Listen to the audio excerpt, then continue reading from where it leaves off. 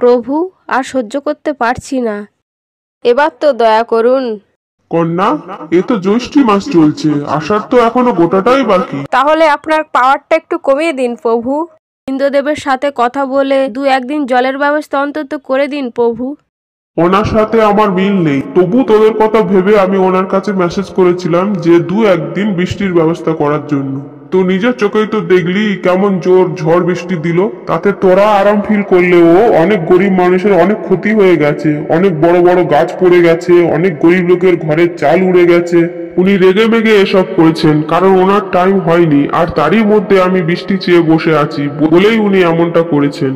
বললাম না তোকে ওনার সাথে আমার মিল নেই, আর ওনার টাইমও এখন আসেনি কন্যা।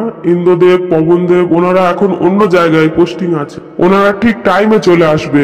এখন চলে আসলে সিস্টেম গোলমাল হতে পারে।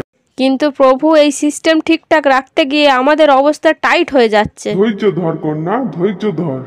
আর কত ধৈর্য ধরবো প্রভু? এত রোদ দিচ্ছেন যে বাইরে বের হতে পারছি না, বাইরে বের হলে মুখটা পোড়া বাদরের মতো হয়ে যাচ্ছে। কিচ্ছু করার নেই কন্যা, তোরাই তো পরিবেশ দূষণ করছিস, গাছ লাগানোর থেকে বেশি কেটে ফেলছিস। আমি কিন্তু গাছ লাগিয়েছি সূর্যদেব।